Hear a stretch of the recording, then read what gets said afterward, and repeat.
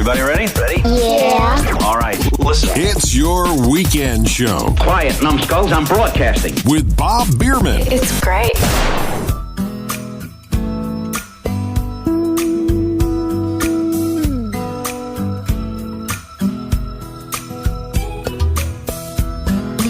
And welcome to your weekend show. I'm your host, Bob Biermann. So glad you're with us on this first weekend in the month of May. We're getting close to the halfway point of the year before much too long. You know that. Next month is going to be June and summertime in the Northern Hemisphere. The beginning of wintertime, of course, in the Southern Hemisphere. We've had an exciting journey the past couple of months. At least for me, I got to admit that I've had a lot of fun, and it's been easy to do and hard to do, the program. I've been sharing with you a bit of my life story and how I got into this crazy business of radio that I've enjoyed for so many decades. I've made a good living from it. And God has always been, I'm going to come right out and say it, God has always been in control. From those days as a youngster listening to radio to my little hobby radio station, from there going into a real commercial radio station job, the education, everything that I've done took me to a point in life, even the engineering. So from on-air to engineering to management of radio, it all came into play. And last weekend I was leaving off in the mid-1980s. I had been working for a manufacturer of broadcast transmitting equipment for a number of years, a job that I thought I would stay with for a long, long time. I liked it there. The hours were great. I never needed an alarm clock to get up. I just got up. I enjoyed the job that I did, the travel I did, the people that I worked with. It was just, as far as jobs go, you really don't get a whole lot better. And I can honestly say, even with my announcing jobs and other engineering jobs, prior to that point, same thing was true. I always enjoyed the work that I did. There's an old saying that if you can make work your hobby, it becomes a whole lot of fun. And that's pretty much what I was able to do. A lot of people can't do that. And I know that, especially in this day and age, we have to work to make ends meet. It seems that it takes a lot more effort, time, and money to do the basic things we were able to do 30 and 40 years ago on a whole lot less in spite of inflation. It didn't take, I can remember for years, it didn't take two people working just to make the mortgage payment. So we do live in a different time in the Western world today. I think our expectations are also a lot higher than they were at the time. So this is your weekend show for this first month in the month of May. And I want to remind you at the beginning of the program, if you'd like to contact us or learn more about the program that you'll be hearing over this hour, you can go to our website, yourweekendshow.com. That is yourweekendshow.com. You can actually hear the program again from there. And a number of our recent programs are also archived at the site. So if you'd like to maybe pick up a broadcast along the way from the last several weeks that you missed to kind of fill in the story, you can find those programs there as well. We do maintain a Facebook presence, and you can look for us at facebook.com. And if you search, just put in Your Weekend Show, all one word, and you will find us and our Facebook page. So I do want to thank the people that have been responding during these past several weeks as I've been going through this process and sharing from my heart to yours this journey of life that I've gone through. I'm hoping you learn something about me, about life, and maybe you're finding some parallels in the things that you did. Maybe you weren't in radio, but the things that you had an aspiration for, the things that you had a passion for, and how somehow, some way you went from one point to the other in life. And guess what? We survived somehow, some way. Life is funny that way. I told you last week as I was ending the program, about what I call that divine hand that has been on my life. And I don't know why. I don't really understand or comprehend why me. What makes me so different or special? I can't find it. I don't see it. I don't deserve it. But it is what it is. You know, about a year or so ago, maybe 2 years ago now, I shared my story, how I ended up in the family in which I was raised. If you do not know or did not listen before, I was adopted when I was about the age of 1. And there's some stories that go back to that time that show kind of like a hand of, intervention that was there, that got me to the family in which I was raised, that gave me the opportunities in which I had. And I've always felt, as I look back now, I'll be 64 this year.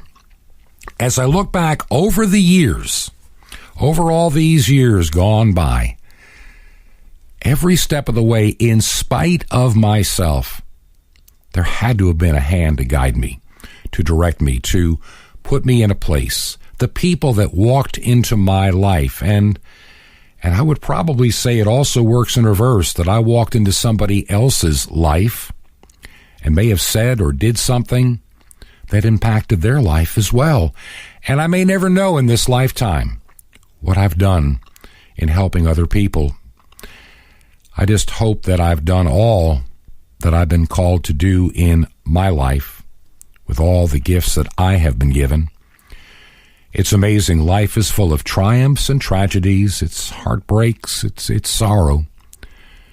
But I look at my life and I look back over all these years, and I'm so thankful for all the gifts that I have received and all the things that I have been blessed with.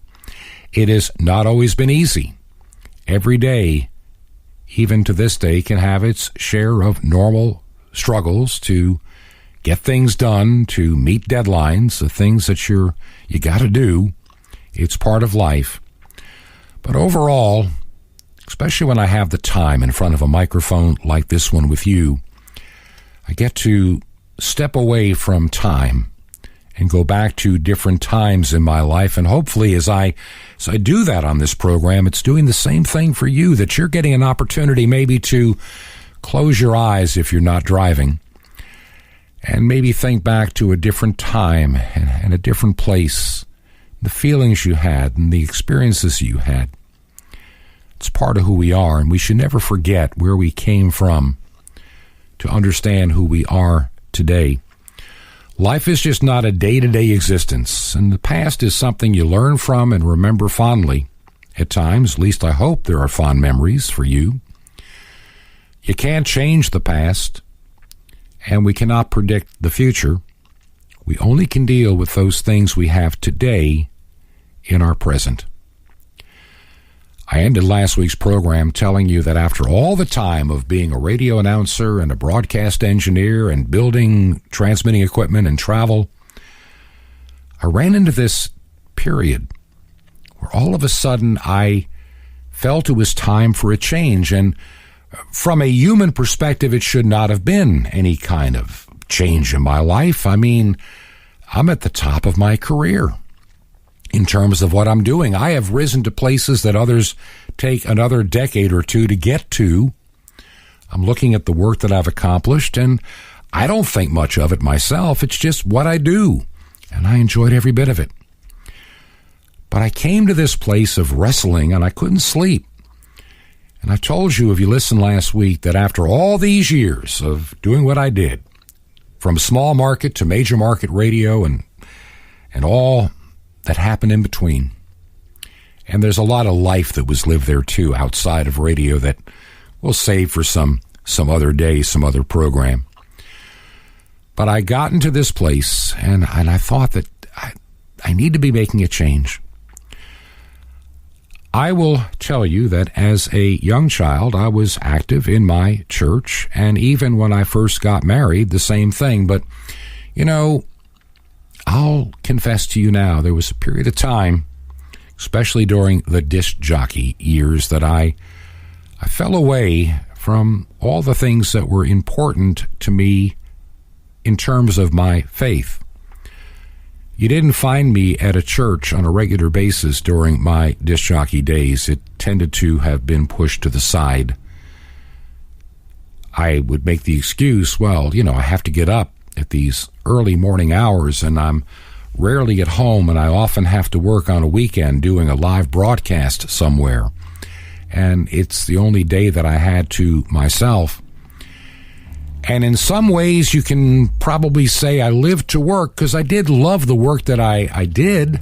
No doubt about that. I wouldn't deny that for 1 minute. But there are some priorities in life with family and everything, and you need to keep a balance there.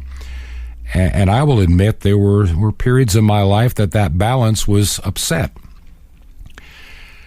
And I got into this place in life, and I'm hearing this voice inside of me telling me it's time to change my job in a very profound way. Now, as I told you, I've been working for a transmitter manufacturer, and we had clients all over the world, let alone the United States. And ironically, one of the people that had one of our high-powered FM transmitters was a college in a small town in northeast Georgia, Toccoa, Georgia, where I had met my first wife, who passed away in 2004. And we had met there, married there, and started my radio career in the South there, and continued from there to all that we did. And all of a sudden, I made a trip one day up to the college only because I was asked to look at their transmitter site and their facility. They were getting ready to do an upgrade, a new tower, new antenna system, and increase their coverage, and they needed to make some changes on their transmitter to do that. And my job, which I had done for many radio stations prior, was to go make the assessments and determine what would be needed and schedule a time to make the change on their equipment so they could have their increase. They had a construction permit to do that. And I was involved in that project, and I met somebody there at the college at that time who I had known from way back when I first started in radio early. I think I met this guy in 1970 or 71 when I was still in high school. He owned a radio station about, maybe 50 or 60 miles from where I was living at the time in upstate New York. And he had tried to get me to work for him, and I never did. I went to bigger and greener pastures, as they would say. And there he was actually a trustee of this college. I never knew that at the time. I didn't know anything about Toccoa, Georgia when I was living in upstate New York at that time either. But there I was talking to this guy, and we were talking about radio in general.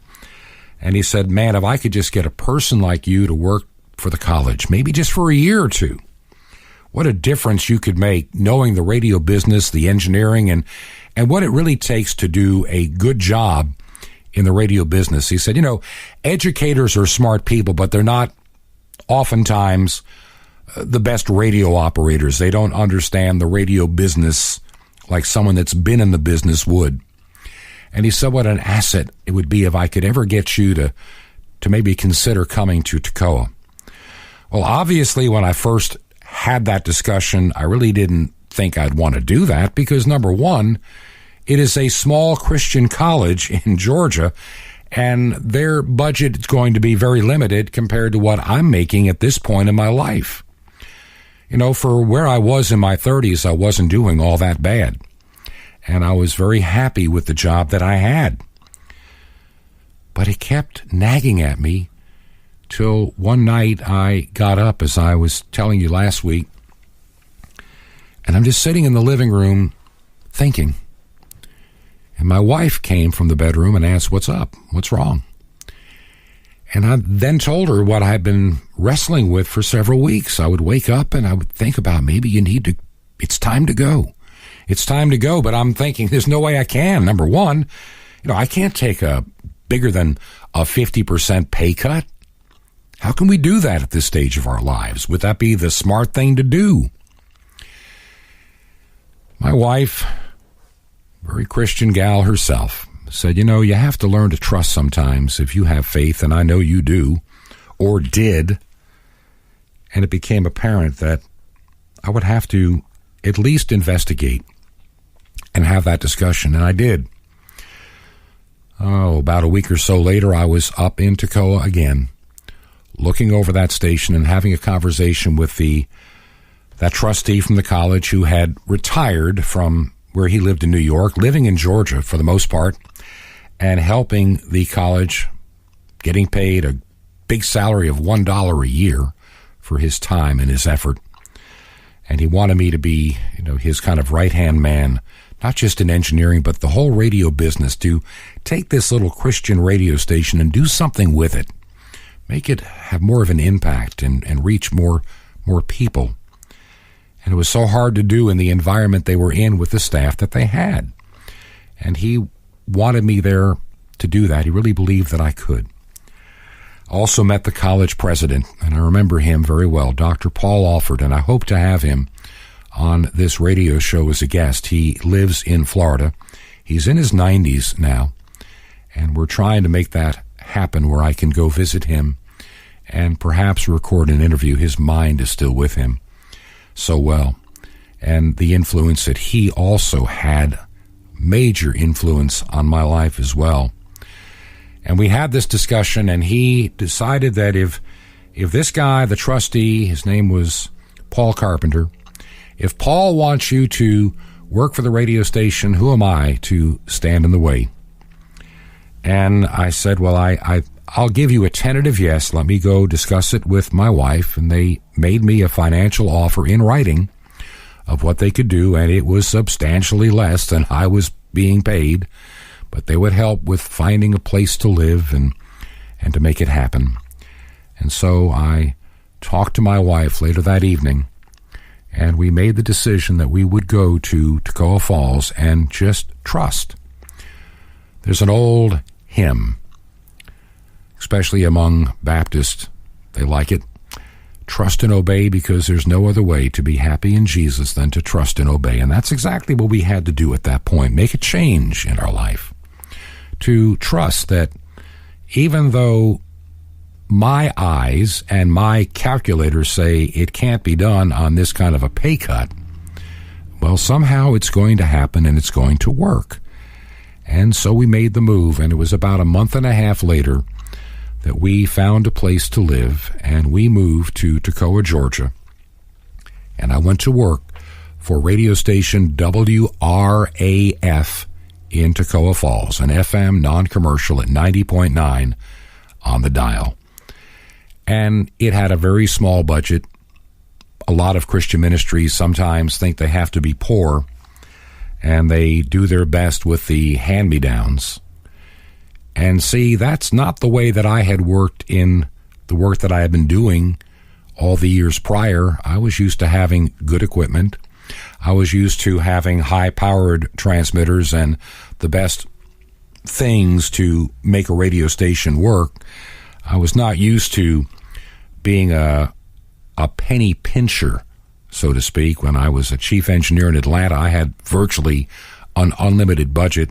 This place, they had like no budget for much of anything. Just keep it alive. And I went to work there, and I did some on-air work as well when I first got there. To help to justify me being on their payroll, I did a couple of hours a day on the air and worked to really do some upgrades on their studios and their transmitter site. We were in this small building on the campus at the time. It was the former music building that in 1977, when an earthen dam broke and 39 people were killed at that college campus when there was a flood, that building was inundated, and they no longer used it as a music building any longer. And this little building became the radio station when they went on the air in 1980. A few years after the flood. And it was a very tiny studio. It had carpet squares, like the carpet samples you'd find at a carpet store or a big box store. That's what they used for soundproofing on the walls. And they were there trying to, run a broadcast ministry.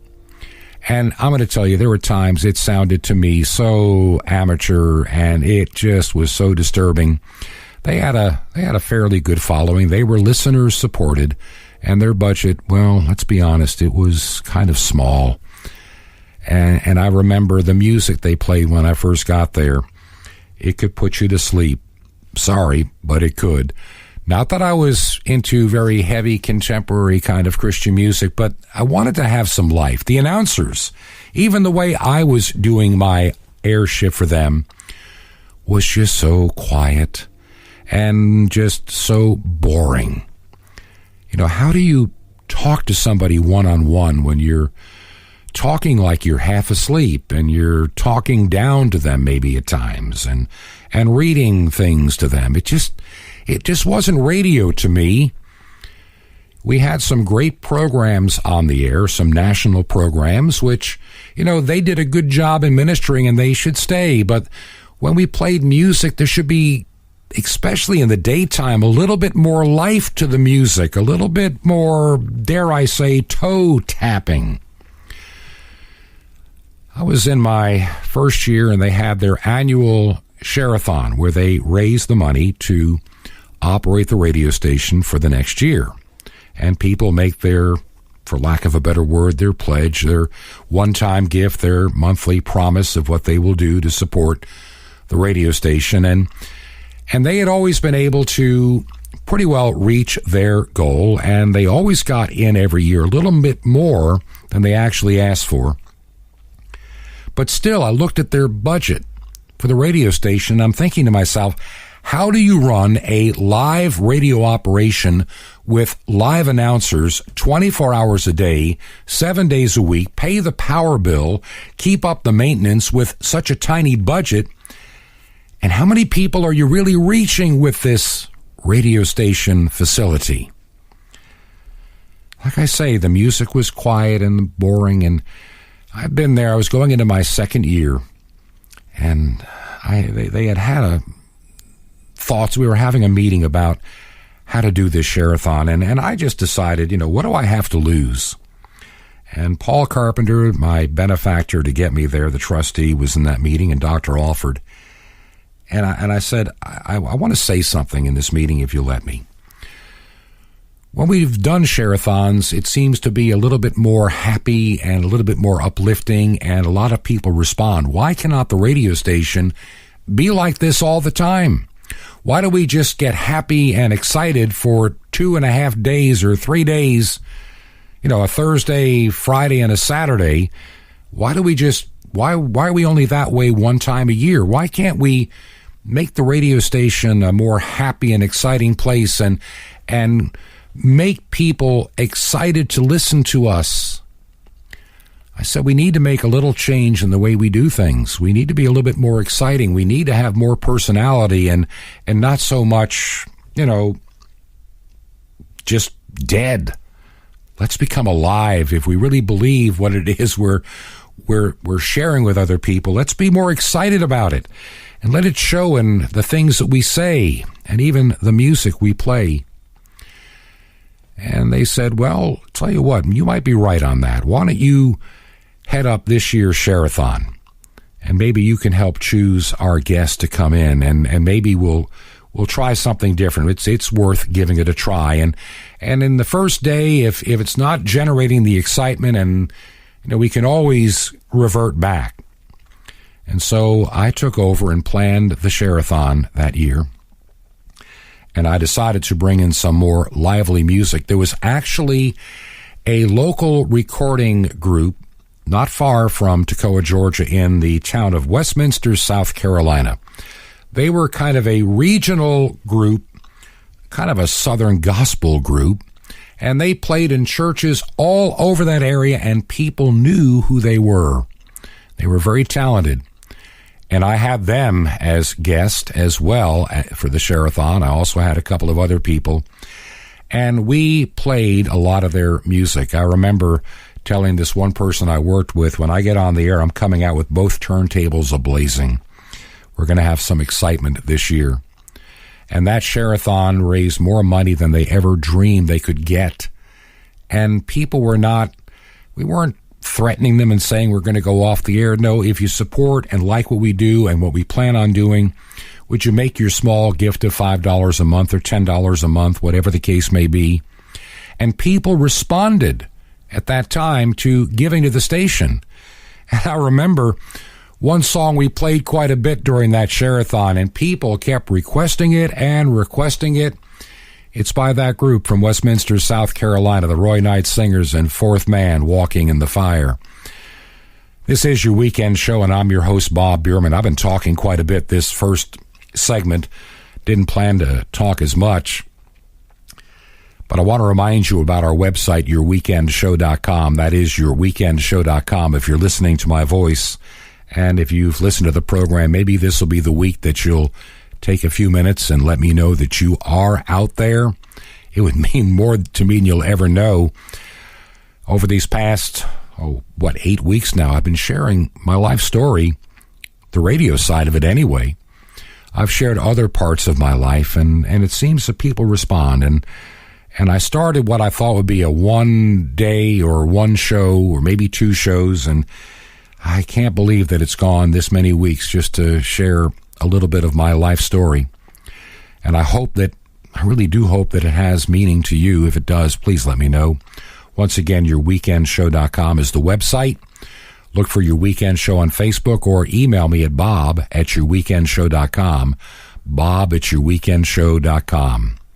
So back to that little studio in Toccoa, Georgia, on the campus of Toccoa Falls College, where prior to that they had played some pretty quiet music for a number of years.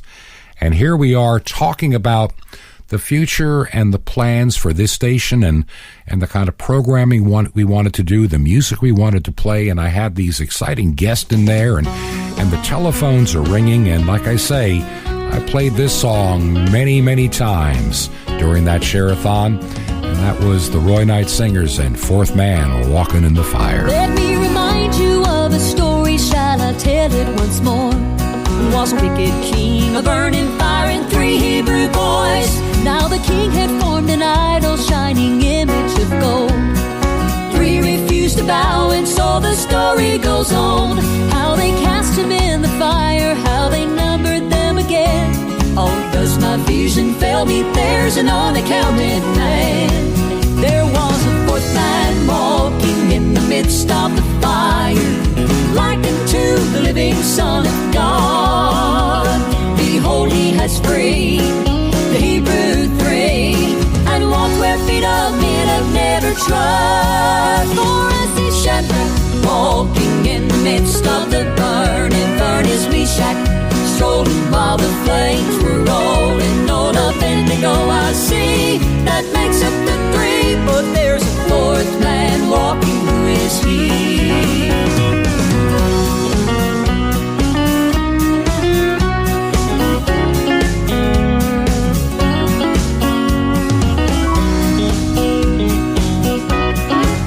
You say you're walking in the fire and it's burning your feet. I know one who walks beside you, Lord, his presence is sweet. And even though the fire's raging, flames of doubt leaping high, just take a look, you'll find him standing there by your side. Always there in time of trouble, with deliverance in his hand. I think I know exactly who the 4th man is. There was a 4th man walking in the midst of the fire, likened to the living Son of God. Yeah, behold, he has freed the Hebrew 3, and walk where feet of men have never trod. For I see Shadrach walking in the midst of the burning furnace, Meshach, strolling while the flames were rolling on up indigo. I see that makes up the 3, but there's a 4th man walking. Who is he? There was a 4th man walking in the midst of the fire, likened to the living Son of God. Ooh, behold, he has freed the Hebrew 3, and walk where feet of men have never trod. For I see Shadrach walking in the midst of the burning furnace, Meshach, strolling while the flames were rolling on up indigo. I see that makes up the 3, but there's a 4th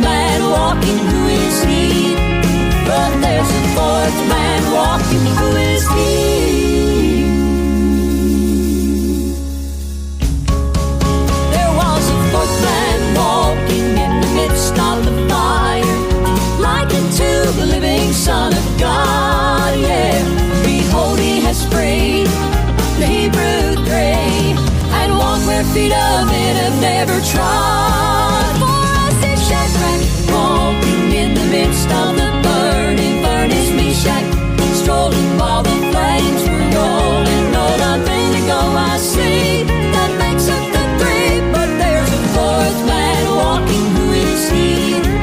But there's a fourth man walking, who is he?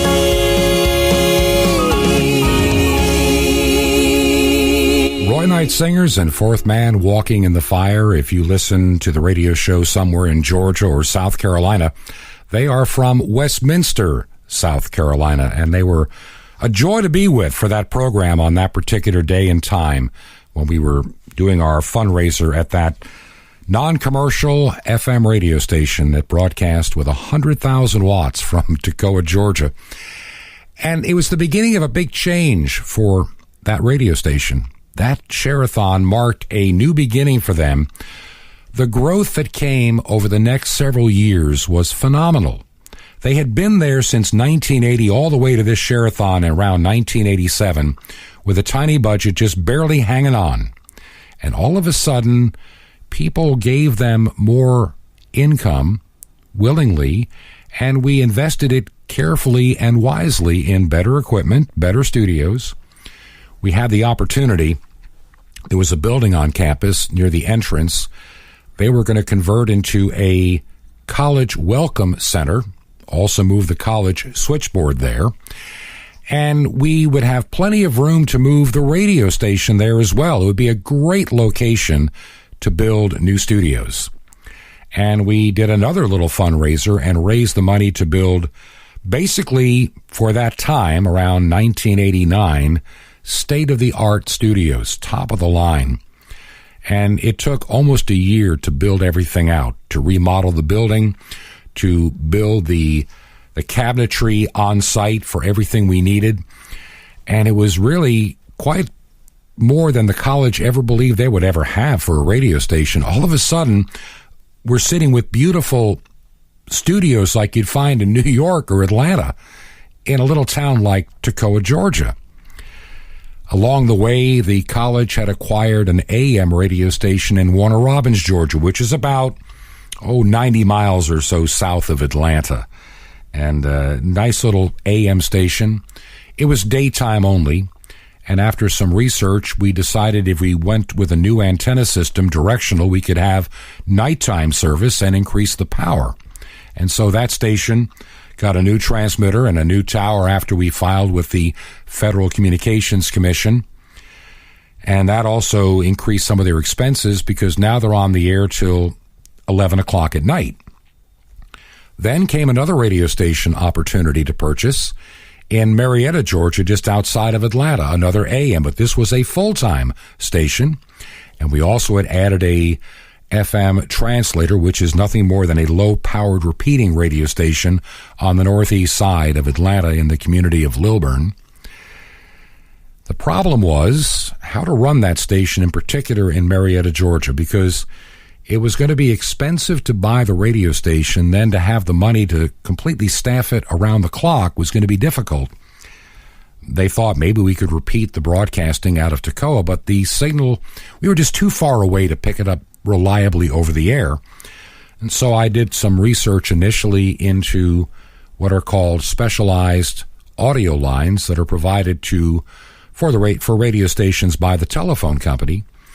But the cost of doing a line all the way from Toccoa down to, the west side of Atlanta was going to be prohibitive. And it became cheaper to start examining the idea of getting that signal from Toccoa to Atlanta via satellite. I mean, technology was going through some radical changes in the early 1990s, and the cost of putting in a satellite uplink and downlink had become, reasonable for the first time. And I thought, we could also then add overnight service to the station in Warner Robins by having the announcer in Toccoa, Georgia, provide the programming to our station in Marietta and the one down the road in Warner Robins. And the monthly cost made sense. And thus we launched the Toccoa Falls College Radio Network, just our couple of radio stations and the one up there in Toccoa. Little did I know how fast that network would grow. Opportunity after opportunity came our way to begin to provide programming to radio stations all over the United States. And before we got to the year of 1993, we were now on 11 radio stations around the country, in some cases feeding programming to them 24 hours a day, 7 days a week. We even added an FM radio station in Fort Myers, Florida, which we could run from Toccoa, Georgia at that time. It was an exciting time to watch this ministry grow in ways that when they first started out applying in 1979 to get that first radio station in Toccoa, I don't think they ever dreamed they would be a network reaching a number of cities and states around the United States in the Eastern and Central time zones, but it happened. And I got to build every one of those radio stations along the way, and my job was exciting. And I told you when I first took that job, I wondered how I would make ends meet.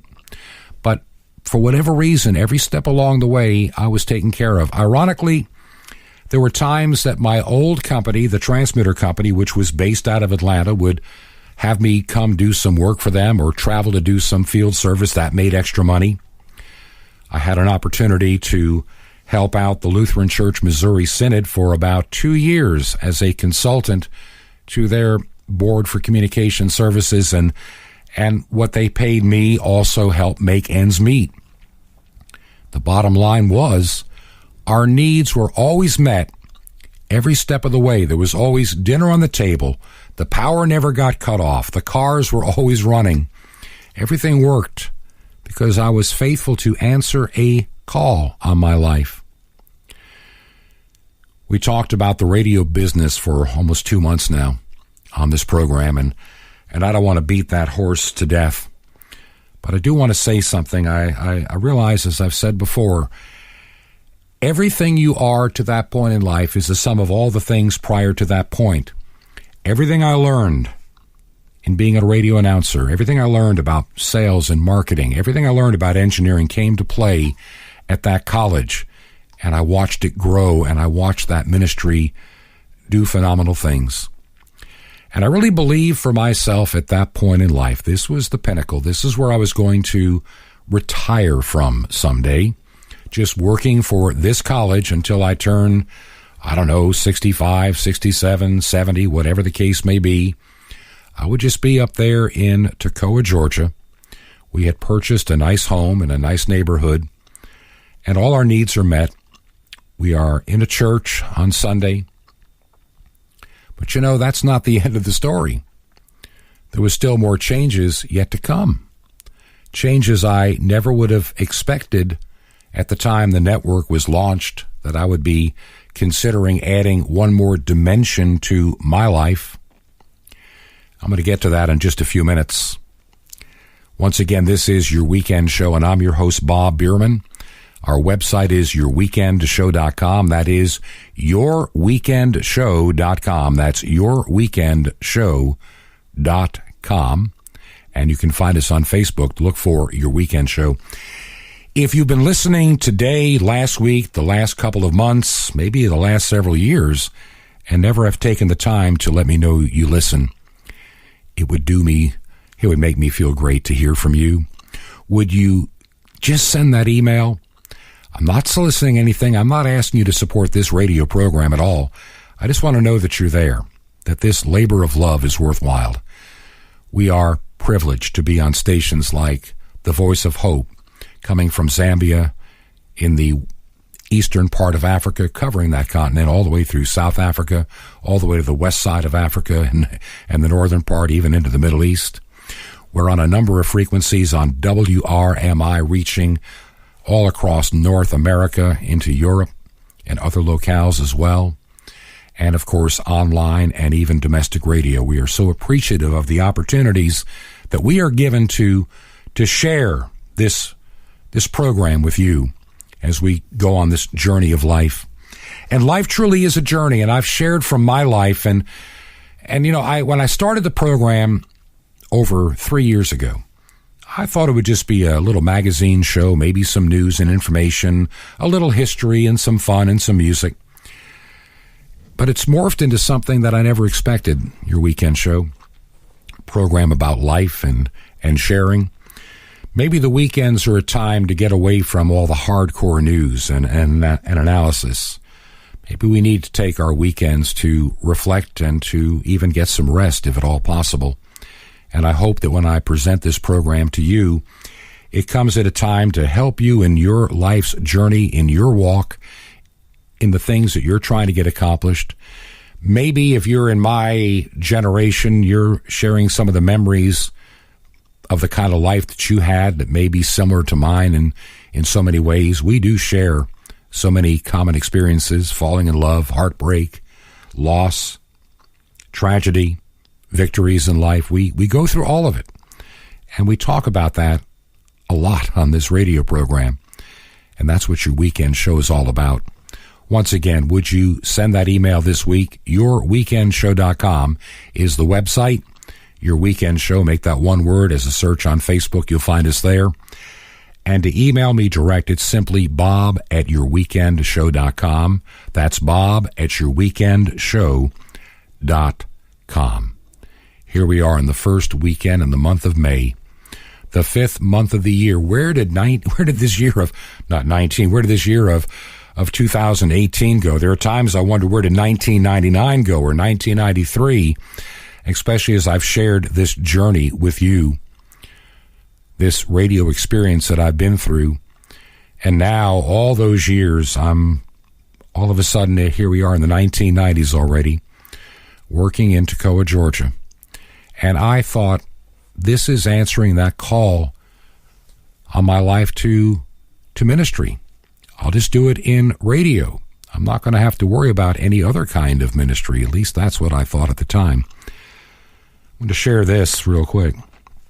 When I was very young, my grandparents always believed that I should be in church ministry too. They thought I'd make a great church pastor. I never thought I would. I didn't like the idea of preparing a sermon. That seemed like a lot of work. And I really wasn't a public speaker as a youngster until I got behind a radio mic, but that is very much different than standing in front of a lot of people and giving a speech. I learned that over the years as well. There is a huge difference. And I didn't see me as the in the pulpit kind of guy, for a church ministry. My own church body was going through some changes. And I guess at heart, I'm an old-fashioned kind of guy. I miss the way church was when I was growing up. And not that I disliked the changes, but I kind of miss some of the things that I remembered. And during a period of time, while working there at the college, I saw a little advertisement in our local newspaper, the Toccoa Record. And the ad was there for a number of weeks. And it talked about what was called a little Anglican church mission starting up. They were meeting at a little meeting room at the one really decent hotel we had in town on a Sunday morning. And it talked about the old liturgy and hymns. And I would see that ad, and I would ponder, maybe someday I'm going to pay that place a visit. I was active in my church. I had been on the building committee to get a brand new building put up as well. Along with my working at the college, I was active in a church. And I would see that ad. It kept appearing every week. And one Sunday, it was the first Sunday in Advent, I decided my wife wasn't feeling good that day, and she was not going to be going to church. And I decided I'm going to sneak over and find out what is going on at this little tiny mission. What is it? What is an Anglican mission church? And there on that first Sunday in Advent, I showed up, and there was just a small group of people meeting there. They had a little altar set up, and they used a liturgy that I knew, a type of service that I was so familiar with from my upbringing as a Lutheran. and I was hooked. I left my Lutheran church and joined this Anglican church, became confirmed as an Anglican, and enjoyed the preaching and the solemn worship, a time of rest. And we went there and we liked the experience. Within a short period of time, they have what they call lay readers, people that, do some of the readings and assist. And I became a licensed lay reader. And then the discussion came, you ought to consider being, a permanent deacon. You could really help out in a church service and maybe even preach occasionally and do more things. And we thought about that for a while. It was going to take some work and training and everything else, and I have the radio stuff going on. Should I even dare consider making this other change in life? And after several weeks of praying about it and talking about it, even to Dr. Alford at the college, I decided I'll give it a try. The worst I can do is start the process and realize it's not for me, and it's not what I'm called to do. And so I endeavored, and throughout the year of 1995, I did an extensive amount of work and study preparing to be examined and take the exams and meet before people to see if I would be qualified to be a permanent deacon in an Anglican church, which means I got to wear a vestment, and I would even get to wear one of those black shirts with the little funny backward collar if I'm doing ministry work. And as I thought about it at the time, I'm thinking, okay, I'm working in a radio ministry, and this call my grandparents felt that I had in my life, this would kind of satisfy that too. I'm going to be able to have it all, the radio work at a Christian college and assisting at that church and maybe a mission church here and there in the region would be plenty. It would be a full life and an enjoyable life. I went through the process, and on Epiphany Sunday, the 6th of January in 1996, I was ordained a deacon at the Church of the Epiphany in Columbia, South Carolina. Beautiful church. I remember it quite well, the service and all that was with it. My father wanted to be there but was unable to make it because there was some bad weather in New York State where he lived. My mother was unable to make it because of health reasons. And so it was just the congregation of that church and my wife and the bishop to do the ordination on this snowy little Sunday in Columbia, South Carolina. And from there, my life began to change again, and the journey I was about to embark on was one that I would have never dreamed of just a matter of weeks before. But it happened because I listened to that voice, and I took some good advice and took that first step. And I started to understand something in the weeks that followed that ordination, that there's more yet to come. I know the plans I have for you, declares the Lord. Ooh, yeah. I know the plans I have for you, declares the Lord. Thank you, Jesus. Plans to prosper you,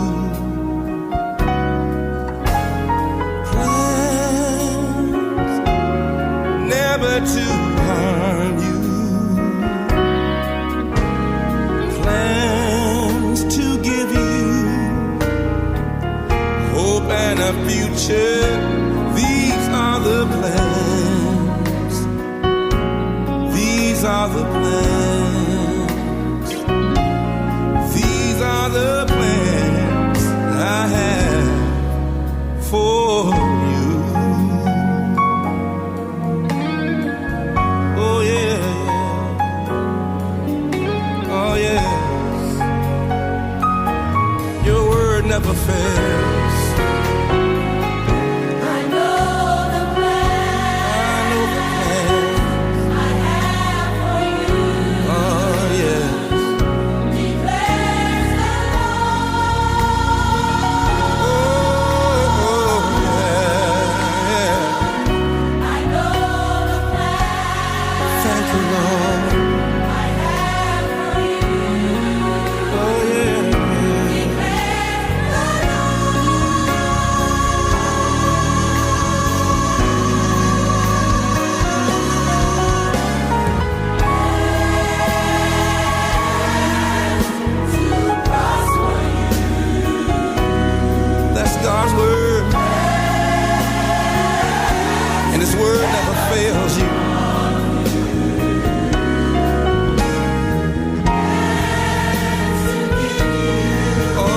he does.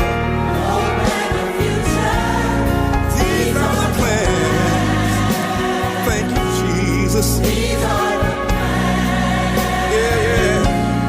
These are the plans I have for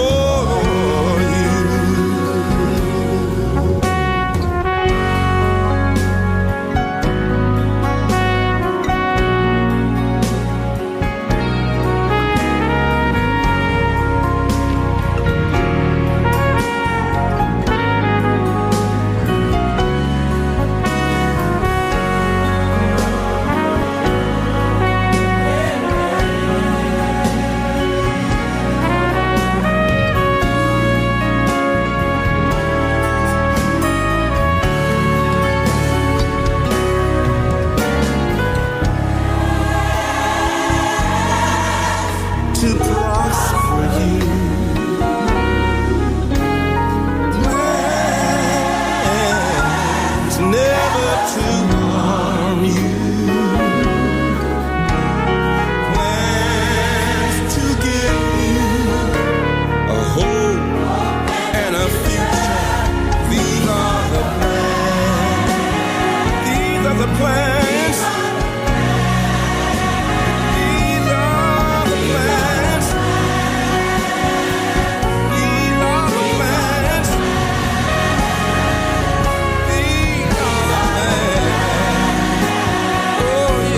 Stand on God's word. His word never fails for you.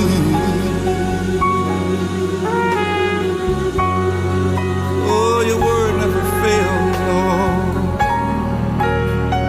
Every one of your promises are true. Ooh, yeah.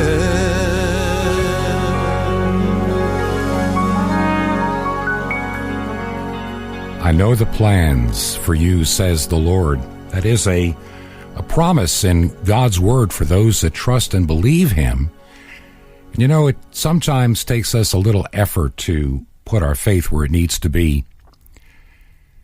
I remember after I was ordained a deacon, I was helping out in a couple of little churches around the area, and I thought that was going to be the epitome of my ministry, the work that I'm doing, of course, for a Christian radio station and a growing satellite ministry. This was going to be the epitome of my career. This was going to be everything. I now have this new added dimension of being in ordained ministry.